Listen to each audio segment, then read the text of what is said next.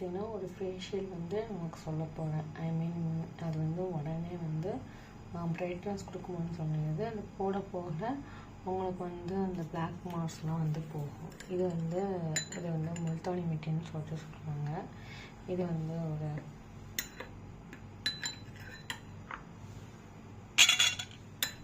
ஒரு ஸ்பூன் போட்டுக்கோங்க.